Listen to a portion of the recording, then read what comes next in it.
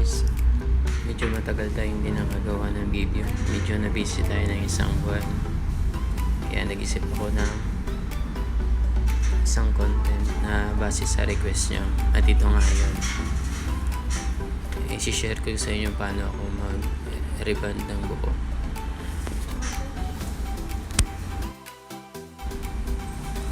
Una natin gagawin is check muna natin yung history ng buhok ng ating client, kung ano yung mga previous na pinagawa niya sa kanyang buhok, para may idea tayo kung paano natin sisimulan. Maganda yung model natin ngayon guys, kasi may previous reband na siya, tsaka may rigorot na siya na may kulay, tsaka rigorot na walang kulay. Mas marami tayong napag-uusapan. May mga buhok kasi guys na hindi siya pwede reband, lalo na yung mga damaged hair na yung nasobrahan na sa kulay, tsaka yung mga kulay na highlights, hindi kaya yung na-bleach na mga buhok. Hindi po talaga pwede yan guys, kasi masusunog po yung buhok. Kaya advice na lang natin sa ating client guys na kung maaari, patrim niya na lang muna or treatment hanggang bumaba yung kulay na damage o di kaya nakulayan ng bleach or na highlights. Tsaka na lang niya ito ipariban pag wala na yung part na damage ng kulay, kaysa naman masira lang. Bago tayo magsimula guys, shoutout pala kay Nika Bulaon. Siya po talaga yung nag-request nito.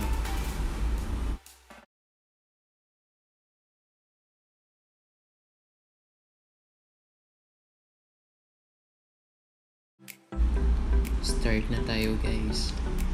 Kung napansin nyo yung buhok ng ating model kanina, may tatlong layer siya. Yung medyo dark sa taas, yun yung regrowth na walang kulay. Yung sa gitna naman, yun yung regrowth na walang kulay. Tsaka yung dulo, yun yung rebonded hair. So, mag-uumpisa tayo sa regrowth na walang kulay. Hindi po kasi pwedeng sabayin natin lagyan lahat guys, kasi may possibility na damage po yung buhok. Pero pag virgin hair po yung ating ginagawa, pwede po natin lagyan lahat. Half inch lang away from the scalp yung pag-apply po ng gamot. Yun yung buhok na hindi pa nakukulayan or nare-reband. Yun po yung virgin hair. Ito pong ina-applyan ko ng gamot ngayon kasi ito po yung regrowth o yung tubo na hindi pa po nakulayan. Half inch away from the scalp lang din po yung pag-apply ng gamot. Tsaka huwag po munang ilalagpas dun sa part na may kulay. Mas mabilis po kasi mag-react o mag-develop yung gamot dun sa part na may kulay. Kaya unahin muna natin yung part na walang kulay. Tapos ibababa rin natin mamaya doon sa part na may kulay. Unahin muna natin yung walang kulay. Kung nagtatanong po kayo kung ano yung gamit kong gamot dito sa reband, kahit anong brand po pwede nyong gamitin. Mapa-branded man yan o local brand lang. Ang kagandahan naman po yun, nakadepende lang po sa gumagawa. Yung gamot po ng reband is dalawa yan, yung A tsaka yung B. Nakalagay naman po doon yung procedure kung paano siya gamitin. Mauuna po dyan yung A, ito yung nilalagay natin ngayon, tapos yung B naman pagkatapos. Yung A po, ito po yung mag-open up ng cuticle ng ating buhok. Dapat sakto po yung pagbabad natin nito. Hindi siya sobra, hindi rin kulang. Pag sobra po yung pagbabad natin nito, masusunog po yung buhok. Pag kulang naman po sa bagad, maaaring may hilaw yung reband. O pag binanlawan, hindi siya mauunat lahat. Kaya dapat tama yung babad natin ng gamot. Kaya nakita nyo, inuna ko muna yung part na walang kulay. bago yung part na may kulay para hindi mapasobra at hindi rin kulang yung bagay. Kung yung A po yung mag-open up ng cuticle ng ating buhok, yung B naman po o yung neutralizer, siya rin po yung mag-close ng cuticle ng ating buhok. Yun po yung next na i-apply natin mamaya after natin ma-plancha. Mabilis lang po yun. Yung A lang po talaga yung mahirap. Kailangan sakto yung babat natin para maganda yung outcome ng ating ribbon. Hindi ko masyado in-escape yung pag-apply ko ng A para makita nyo kung paano ko siya ilagay.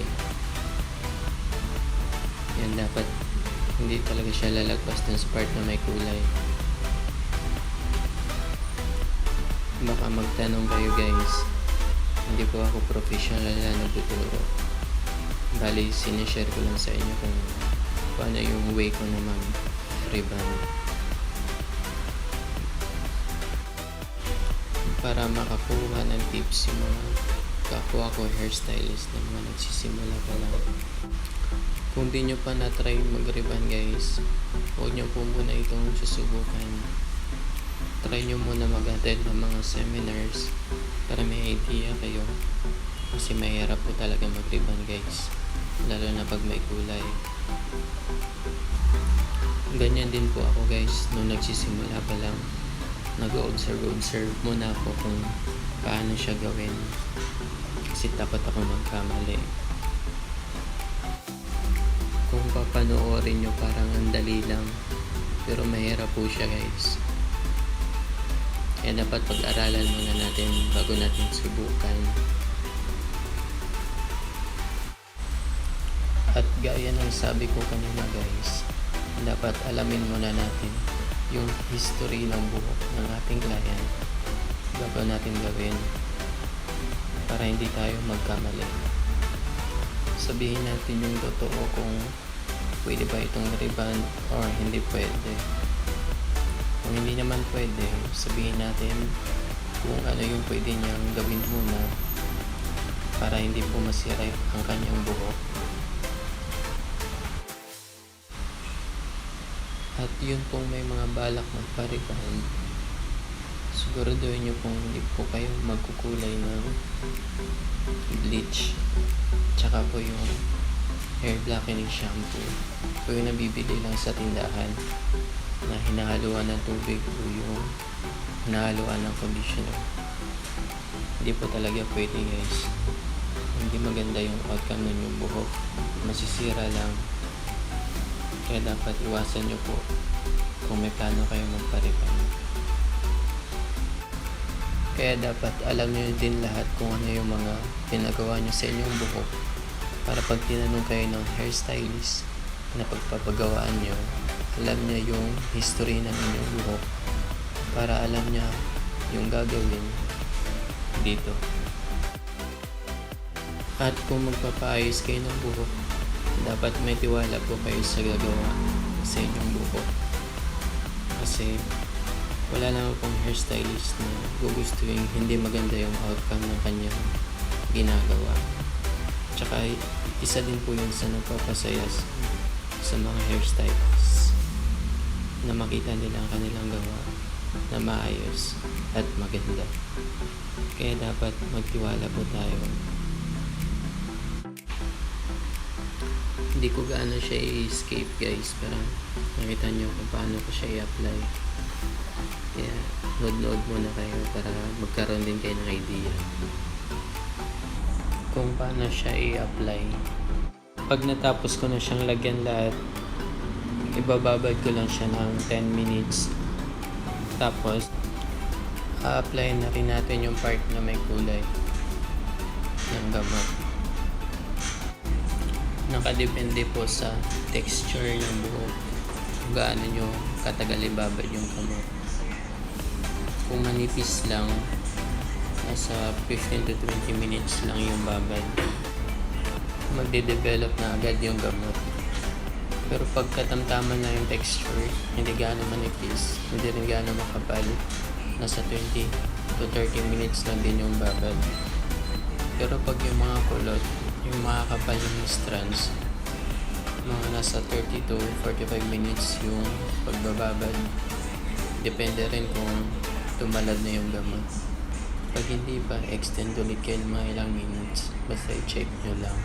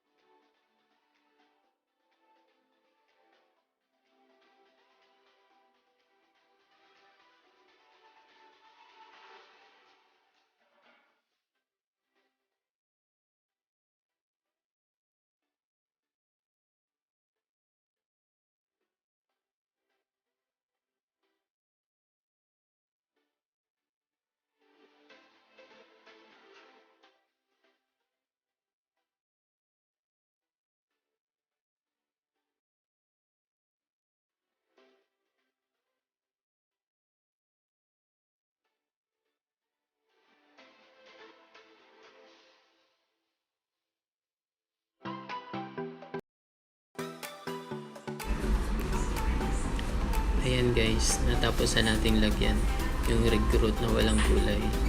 Tsaka nababad na natin ng 10 minutes. Next step is lalagyan naman natin yung part na may kulay.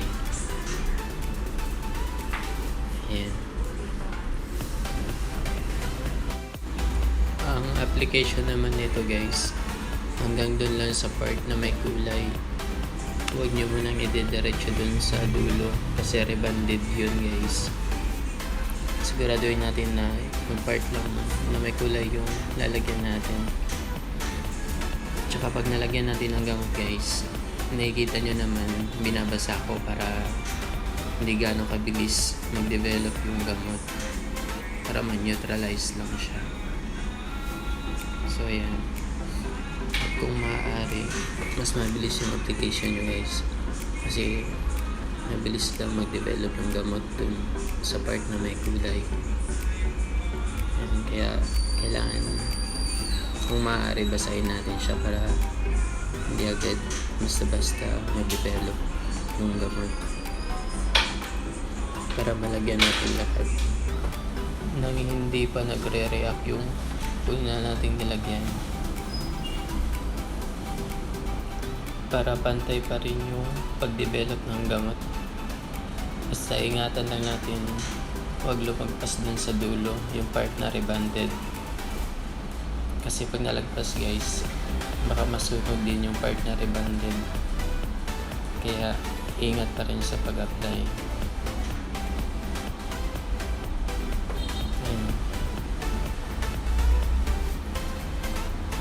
Kung nakikita nyo, hanggang dun lang talaga sa part na may kulay yung nilalagyan ko. Hindi ko siya dinediretso sa dulo.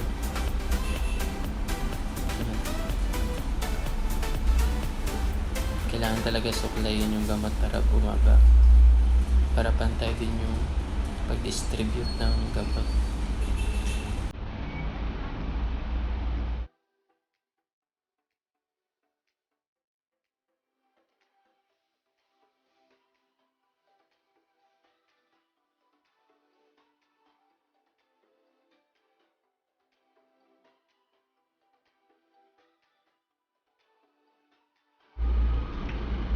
Kung maaari guys, pag nalagyan nyo na lahat, bantayan nyo na lang kasi mga 5 to 10 minutes is for sure na develop na yung gamot. I-strand test nyo na lang siya para sure na hindi nyo siya mapasobra ng babad, para hindi siya masunog guys. Masusunog talaga siya pag nasobrahan nyo ng babad, kaya dapat sakto lang. Kasi pag nagkamali kayo ng babad dito guys, hindi na maganda yung lalabas ng rebound nyo. Sayang lang din yung effort nyo. Kaya kailangan dito palang maganda na yung babad nyo. Dapat sakto, hindi kulang, hindi rin sobra, para mas maganda yung outcome ng inyong gawa. Yung A kasi guys, ito yung isa sa pinaka-importante. Kaya dapat siguraduhin natin maayos yung paglagay at saka pagbabad natin.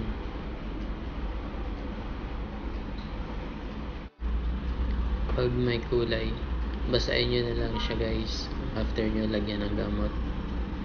Isprayan ng tubig para ma-neutralize lang yung pag-develop ng gamot, para malagyan nyo lahat ng hindi pa nagre-react.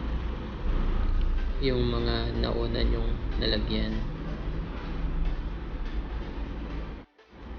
pag di nyo kasi binasa guys, magde-develop agad yung gamot. Kaya for sure hindi nyo pa nalalagyan lahat, okay na yung part na nauna nyong applyan ng gamot. Ang mangyayari dun guys, hindi nyo pa nalalagyan lahat, baka mapasobra nyo na ng babad yung una nyo nilagyan at baka masunog guys. Kaya kung maaari, basahin nyo na lang, lalo na pag may kulay yung buhok. At pag nalagyan na natin guys, babad lang natin siya ng 5 to 10 minutes and check nyo na lang.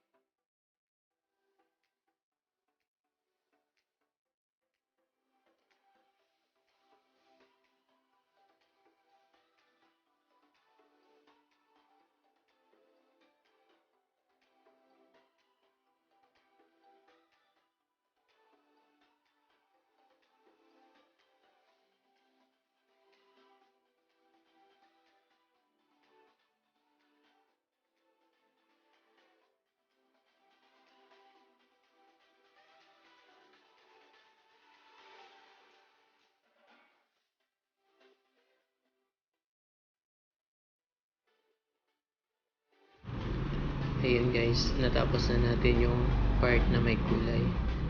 Binabad ko lang siya ng 5 minutes. So yung gagawin natin is i-control na lang natin yung gamot pababa para malagyan yung part na rebanded. So yun guys, mabilisan lang din yung pagbaba ng gamot. At pagtapos kong lagyan lahat ng gamot, i-strand test na lang natin guys.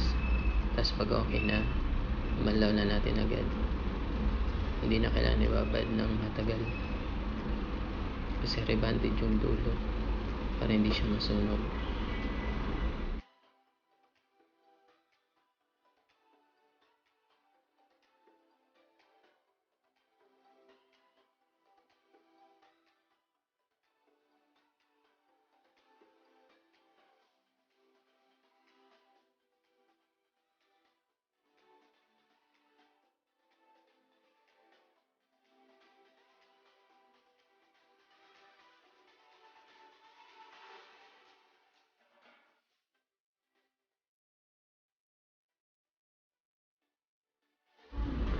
Ayan guys, nababa na natin lahat.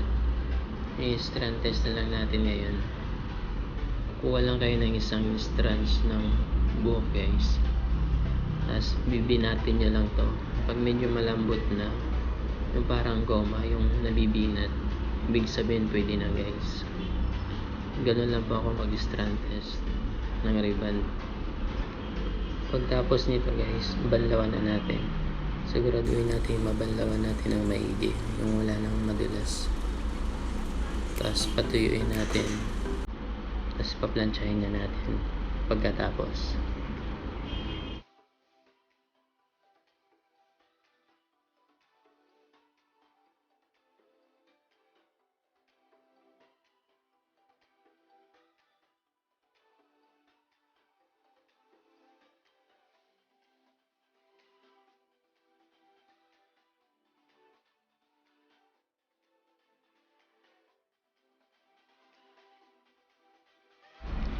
Ayan guys, nabanlawan na natin ng maigi.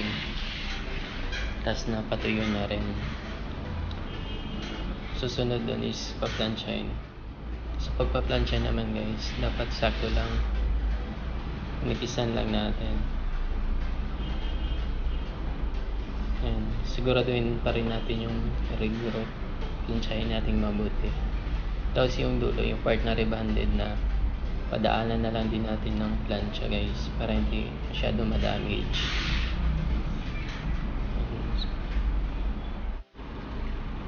At pagkatapos natin planchahin lahat, i-apply naman natin yung B guys o yung neutralizer ng ribbon after nitong plancha.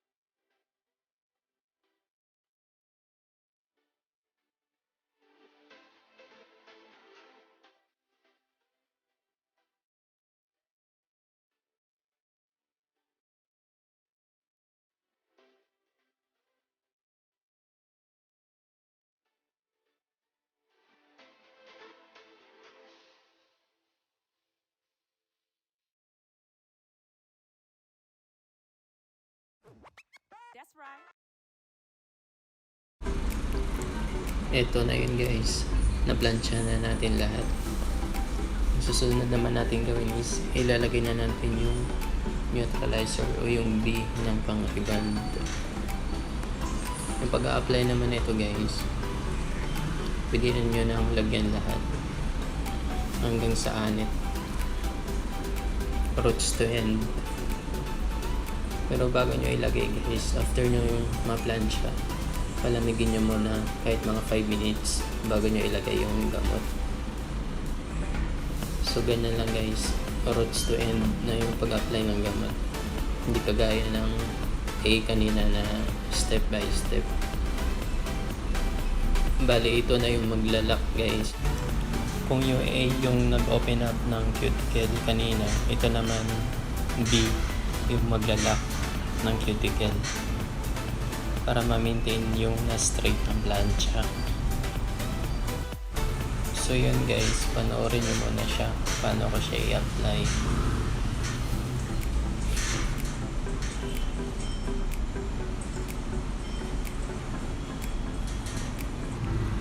Pag nalagyan na lahat guys, nababad na siya ng 10 to 15 minutes. Babanlawan na natin. Kailangan banlaw ng maigi guys. Huwag nyo na i-shampoo. After nyo mabanlawan, apply nyo na ng treatment. Nasa sa inyo kung ibababad nyo pa or pwede rin naman pag nalagay nyo na yung treatment, pwede nyo rin banlawan na kaagad. At pagkatapos, papatuyuin na lang siya. Pag tuyo na, pwedeng i-blower nyo na lang or pwede rin padaanan nyo ng konting plancha. Yun guys, tapos na yung ribbon. Thankful tayo guys kasi pumayag yung ating client na kunan natin ng video yung procedure habang ginagawa yung buhok niya. Bali, yung pinapagawa niya guys is color ribbon. Pero yung kinunan ko lang is yung ribbon kasi masyado nang mahaba pag sinali ko pa yung kulay. Bali, tatlo to sila guys. Ginagawa ko ng sabay. Color ribbon din silang tatlo.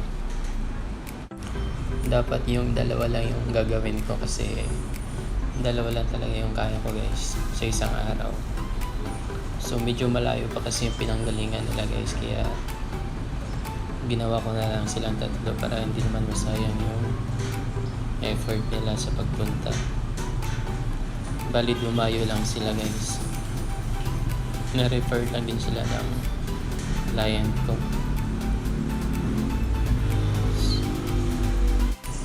Medyo matagal kasi guys yung process ng color ribbon. Umabot siya ng 5 to 6 hours. Depende pa sa kapal ng buhok. Buti na lang may taga-assist. Kung wala guys, nako, baka madaling araw na kami natapos. Nag-start kami ng 9 AM guys. Tapos natapos ko silang tatlo mga 9:30 PM na. Tapos babiyahe pa sila pa uwi. So yun guys, shinare ko na lang din.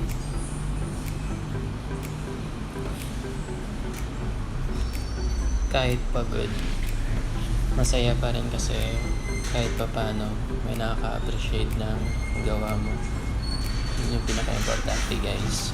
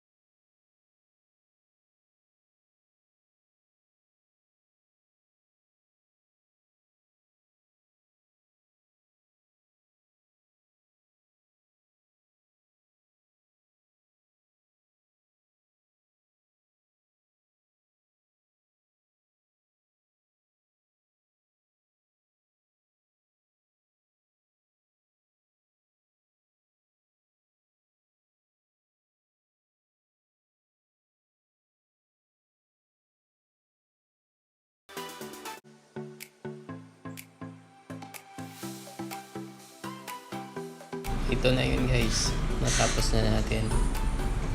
Hindi ko lang nasala yung paano ko siya nakulayan, pero ganun din naman yung process guys after ng ribbon, tsaka ko siya kinulayan. Sa susunod na lang guys, i-share ko naman sa inyo yung tamang pag-apply ng kulay, paano siya pantayin. Sana may natutunan rin kayo sa ating content guys. Doon pa lang masaya na ako.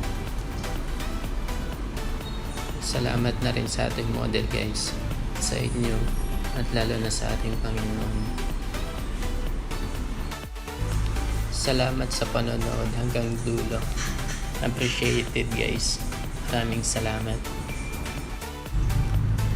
Sana makagawa pa tayo ng mas maraming video guys. Salamat sa suporta. Kahit konti lang tayo, na-appreciate ko pa rin kayo. Salamat.